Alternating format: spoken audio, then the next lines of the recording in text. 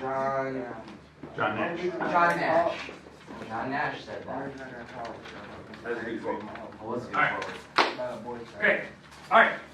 What we're gonna do today? We're gonna do a few notes. I've been kind of warning you that the last couple weeks in here. We've been doing a lot of notes on this section, just because there's a lot of vocab, lots of properties. I mean, we've had up to this point, what, 12 theorems up to this point? No postulates. I mean, they're all theorems so far. And so today we're going to continue on. This week we're going to look at section 6.4, 6.5. That's kind of what we're looking at this week.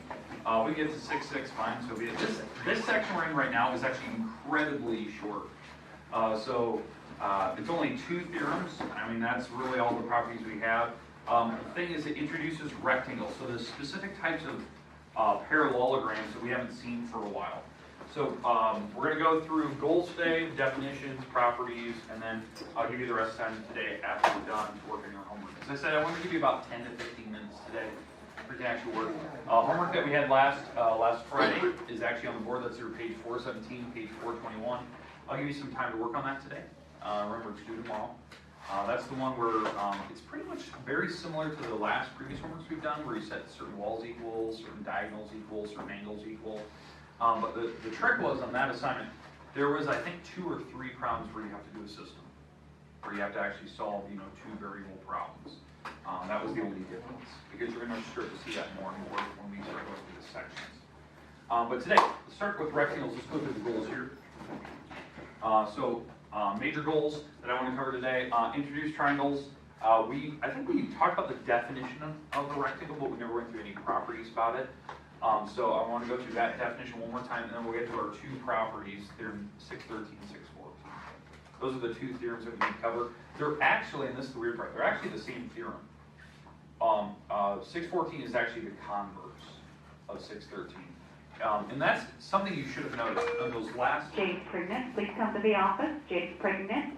On that last section we did, we had, or the last 2 sections, we've had a lot of theorems. I think one of the sections we had theorems like 6.3 through 6.8, and then the next section was 6.9 to 6.12. They're all converses of each other. When they state a theorem, the next section usually has the theorems just written backwards. That's what actually makes a really strong theorem, that you can actually prove it 2 different ways, and that it does work. So that's actually what we're going to look at. They actually have 2 completely different approaches for the theorems. All I'm going to do today is do the drawing proofs of these. I'm not going to actually do the written, formal, statement of reason. I could do that. It would just take a long time. That's not the goal today. The goal today is just to go through the theorems so that you know them, you know what the properties are, and we can get through it. But let's start with the definition here first. And homework due tomorrow. That's this 6.14 or 6.17 and 4.17 and 4.21. Those are the 2 pages that we've had. They're actually on the board over here. I wrote them up there on Friday. Okay, questions on any of what we're doing today? Pretty straightforward. It's pretty much a normal Monday. This week, I know that I'm going to be gone Wednesday this week. I'm gone at the AEA for meetings all day. I believe Miss Steffens is my sub that day, so she'll be here. She'll kind of walk through a couple things. More or less, Wednesday will be kind of a work day for you. Work on some homework, maybe take a few notes, but it'll be pretty basic. So, all right. So here we go. Let's start with the rectangle. Let's talk about the actual definition here. Definition of rectangle that we've had up till this point. So if you want to write this down, that'd be a good idea. It's a quadrilateral with opposite sides parallel. That's what makes it a parallelogram. So it is a quad. It's a parallelogram. But more specifically, it has 4 right angles. That's what makes the definition of a rectangle. Right? Some people, they tend to, when they look at the picture of a rectangle, they assume too much. They start, coming up with these other crazy definitions. The basic definitions: a 4-sided figure, walls are parallel, 4 right angles. That's it. Cut and dry. Now I'm going to show you the picture that the book has, and then you'll start to see why some people assume too much. They start coming up with weird other things that the reason why, or the definitions of a rectangle can be different. I'm going to show you that here in a second. Bless you.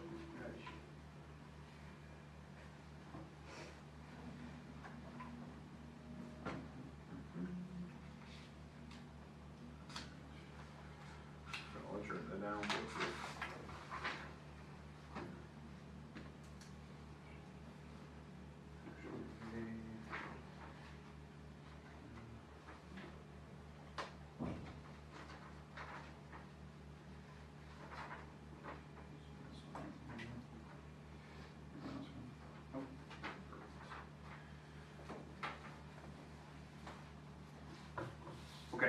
let's go through the picture here. Here's the picture that that I was kind of explaining that some people like have the wrong idea. They forget what the definition of a rectangle actually means. This is the picture that you'll see in most textbooks. In fact, this is the same picture that when I went back a couple sections, I think it was chapter 3 when we introduced all the polygons, and then they had all the different types of quads and triangles and whatnot. For some reason, this is the picture that every single textbook uses, including your own, about a rectangle. And this is the part that always gets me, is like, it's a four-sided figure, as you can see. It's got, it's got parallel walls, which they haven't marked, which I always find that funny. But then it has 4 right angles. But notice, what do those other markers mean? Yeah, they're equal walls, right? That's actually a property. It's actually the first property we learned. It was, I think it was Theorem 6.3 in this class that we learned. That was a couple sections ago. Section 6.3 only applies to parallelograms. This is a parallelogram. That the walls are equal, opposite walls. No, I think that was 6.3, and I believe it was Theorem 6.9. I think that was the same theorem, it was just the converse of it. But the opposite walls are equal. Most textbooks show that picture, even though the definition just has 4 right angles. That's it. The thing to know about rectangles, they have every single property of a parallelogram. Opposite walls are equal, opposite angles are equal, diagonals bisect each other. But the new thing is now we have right angles in here, and more importantly, we're going to learn 2 new properties today about the specific diagonals that they have. Not just that they bisect each other, that they cross, but there's something more specific that makes a rectangle special because of these right angles in the corners. Okay. Questions on the definition at all? Okay, I thought it was pretty basic. Notation, if you ever want to know how to write this for an answer, like you're looking at pictures, like you're trying to figure out, hey, which one of the pictures on the board is a rectangle?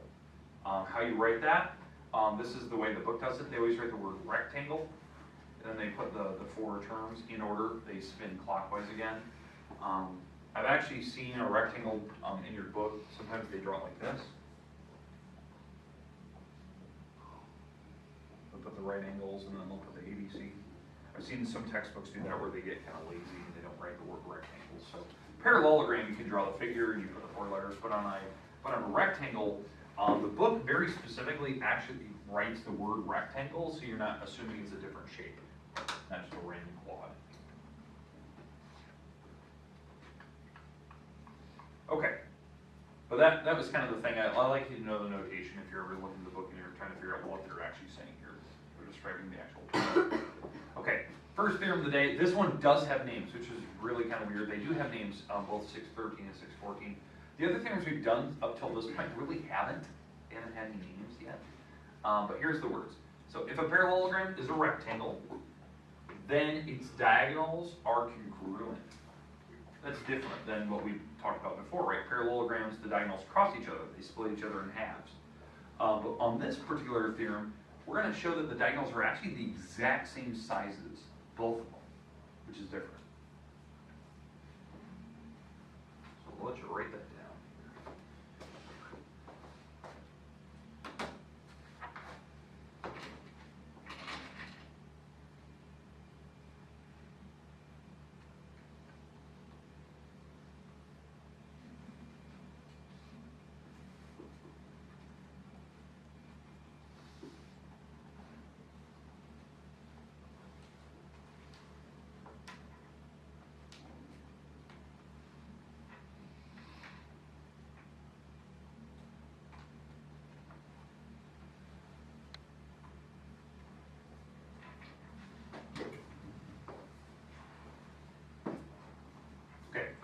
Let me give you the picture of the rectangle again.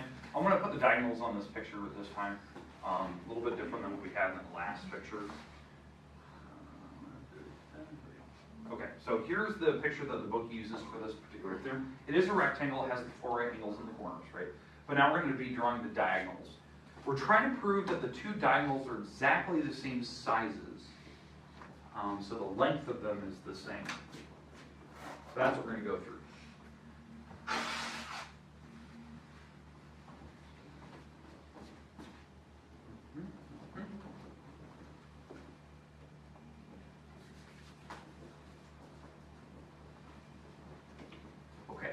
I'm just going to do a picture proof to kind of explain this one.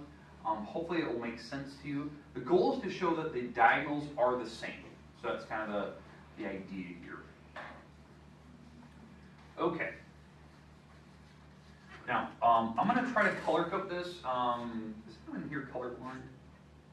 Okay, I have to worry about that in other classes. All right. So I'm gonna do the first triangle in red. The second triangle I'll put in black, so we can kind of compare the two triangles. So, and this is the actual proof of this how 613 works. I'm just going to do the picture proof because I think that makes more sense for some people to explain how this thing works. So remember, I'm trying to prove that this stick equals this one. That's the overall goal of what we're doing here.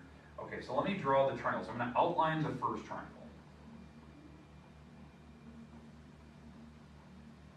Okay. So hopefully everyone sees the outline that I have there. What type of triangle is that? All right. It's a right triangle. Okay, good. It's got a right angle in it. All right. This triangle, I'm going to compare it to the other triangle that's actually overlapping. I'm going to put this other triangle in black here.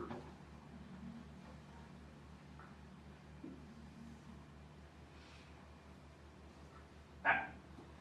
Okay, so we have the two triangles. I'm actually ignoring everything else about the picture. Okay, so now to prove that the two diagonals are the same, it's actually really, really straightforward. We know from the very beginning that this is a rectangle, so we do have right angles. So both triangles I have there, the red one and the black one, are right triangles. So they do share a right angle in there. In fact, let me just put that in there. So we do have that. That's by the definition of a rectangle. So that's one marker that I have in both triangles, the right angle. I do know that it is a parallelogram. You know, from the very beginning, I knew that the overall shape. So one of the things we learned in the very beginning about parallelograms is that certain walls are equal to each other. Like for instance, this wall JM, what is that wall equal to? KL. Which one? Say it. KL. KL? Okay. Yeah.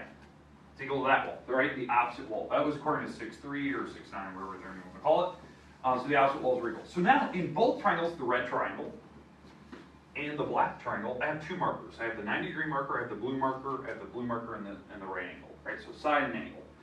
But then both triangles, since you see that they overlap each other, that they're crossing, they do share a wall. They actually share the bottom wall. Both triangles have this bottom wall in it, right? The red triangle, that's the entire base. The black triangle, this is the entire base. So they do share it. So I actually call it the reflexive wall.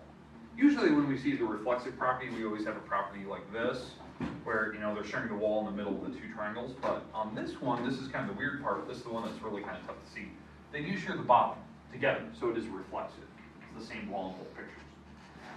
So now, do you see that each triangle has three markers now? Okay. What acronym does it spell? So what does this marker stand for? Side. Side? Angle. Angle? Side. Side. That's actually the reason why the two triangles are equal. Both triangles have that exact same acronym, which is one of the the four acronyms that we use. Technically 5.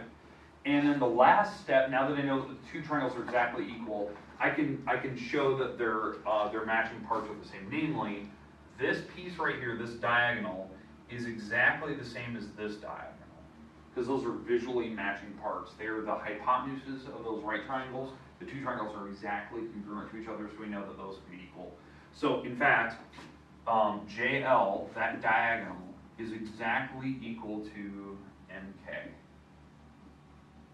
Maybe I should put it in the right order. There we go. There you go. This is what we were trying to prove, and that is actually true. That only works for rectangles, so keep that in mind. But the diagonals are exactly the same. So, and they still follow that weird property that the diagonals do cut each other in halves, but they're all the same. So somebody give me an entire length of the diagonal. Make up a number. 20. What was it? 12. 12? Okay, I'm gonna go with 12. I heard like two different numbers, but they kind of mix together in my head. All right, so I'm gonna go with 12. So let's say that the whole diagonal is 12, right? Both of them are 12. So in fact, all the sixes are 6s. Because if the whole thing is 12, they cut each other in half. That was one of the properties we learned last, in the last couple sections. I think it was like Theorem 6, was it 6, 7 or something, the diagonals bisect each other. So all the diagonals are 6s because they're all the same sizes. So that's unique to a rectangle. Parallelograms normally don't have that. Okay, questions with 613. Now, what do you think the name of it's called? What have we been talking about in this thing? Say again? It's parallelogram, but what type? What specific? So it's talking about diagonals of a Rectangle. rectangle. There you go. That's the name of it. So they didn't get real creative. They just talked about, you know, we're talking about diagonals. We're talking about a specific type of parallelogram, right? Rectangle. So there you go. There's your theorem 613. I thought it was just easier talking about it out loud than actually doing the whole statement of reason. That just kind of gets a little overwhelming.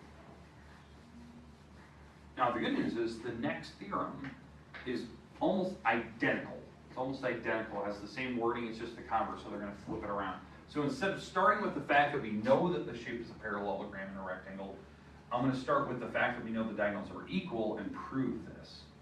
Okay, so you'll see that here in a second. But let's write this down. Anyone else need the theorem? Am, you good? Story? No, I'm right now. Oh, okay. All right. So here we go. I should have put 614. I don't know what I'm doing here. That should be 614. Let me make a change on that. Sorry. I'll fix that here in a second. Didn't realize I did that. They're almost the exact same theorem. So here's the new words. So here you go. If the diagonals of a parallelogram are congruent, then that parallelogram is a rectangle. So it is the perfect flip of the last one we just did. So we're going to try to show that this is a rectangle. I got to change that number. I didn't realize I did that.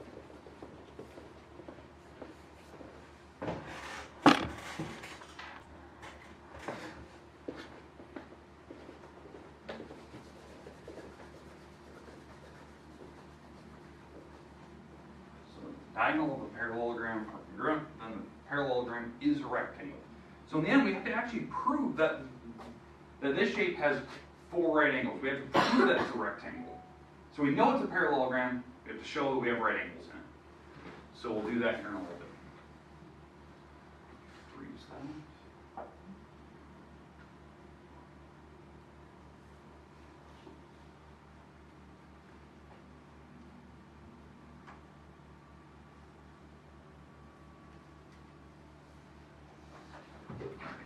Quick fix. You realize it did that. Okay, here's the picture. So notice, all we know that we have parallel walls. Okay, we know that because it's a parallelogram, and we know that the diagonals are equal in length. But we are going to do the proof. I'm not going to do the statement reason. We're just going to talk about it out loud. Just kind of discuss. Remember, the goal in the end on this problem is to show that we do have right angles.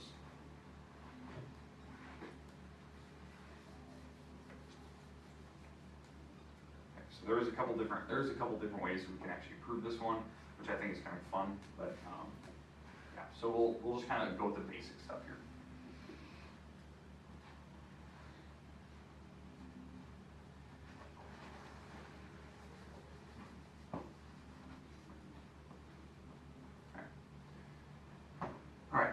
The picture set up, everything? Okay, so we do know this is a parallelogram. So the way that I'm going to kind of show this is the way that, I believe this is the way that the book does it. So I'm going to stick with that. So we do know it is a parallelogram, but I'm going to be focused on this triangle right here, kind of like what I did last time. So that triangle. And I'm going to focus on this triangle, and I'll highlight this other one in green. Hopefully you can see that.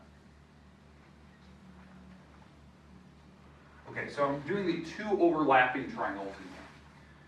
All right, so what we know for sure is that by placing marks on this thing, we know that this diagonal right here is actually equal to that diagonal. That was one of the things we started with. That was the first thing they told us.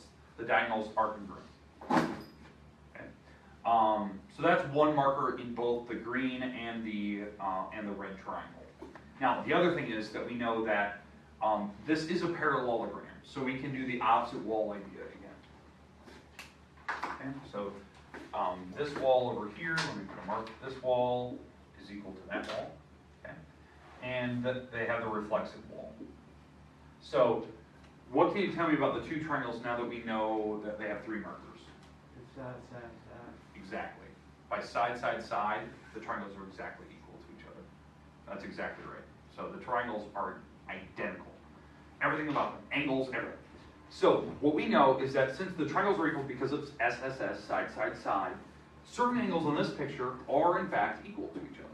In fact, namely, like the ones that look similar, that are corresponding, they look similar, is on the red triangle, it's this angle right here. So on the red triangle, that's this corner piece.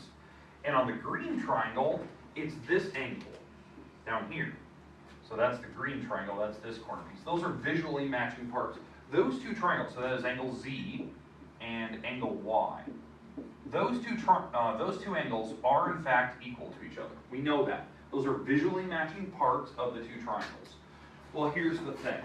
When we go back and I get rid of all the rest of the picture, we know that those two angles are equal. Okay, let me get rid of all these other markers. Because everything else is just kind of getting in the way. These two angles are in fact equal to each other.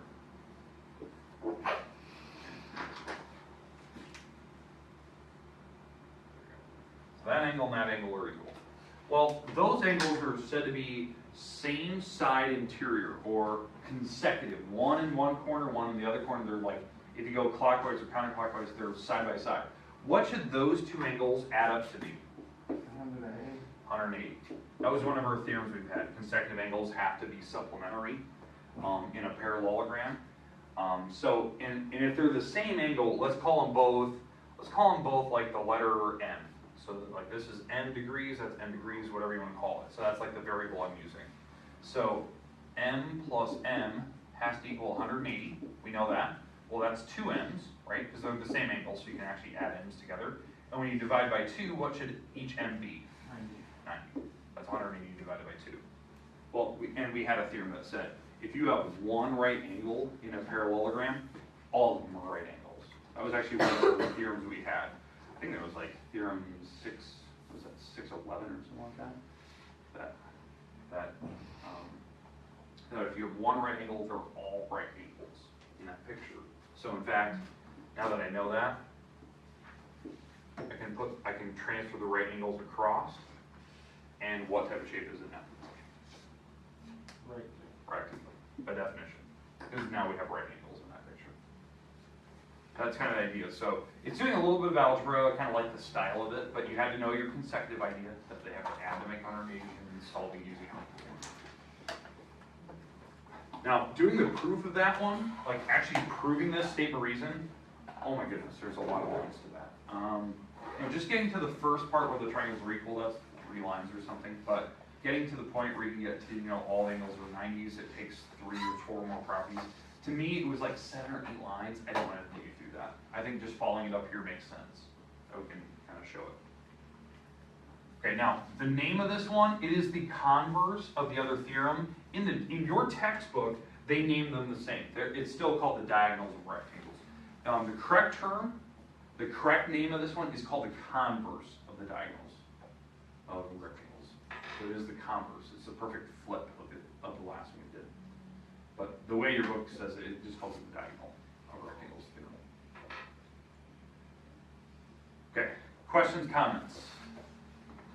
Okay, almost perfect time. You got about 15 minutes today to work in your homework. Homework's due tomorrow. Okay, it's due Tuesday, that is tomorrow. It is page 417 and 421. Okay, you can kind of move around, you can sit wherever you like. I'm actually making the answer sheet as you guys are sitting, like always. So if you have questions, you can ask. Remember, a couple of these, I think 2 or 3 are systems. The rest of them are just very basic solve. I know tomorrow we're going to do kind of a review game to review some of the properties about pictures, review some of the homework problems and whatnot. And then we'll kind of finish up this section. We're going to move on, I think, to 6.5 tomorrow. We're going to continue on with PowerPoint. So, there you go. The rest time is yours. I'll leave that on the board for you. Okay, isn't it? It's ridiculous. She just stood in the corner of the cafeteria for everything.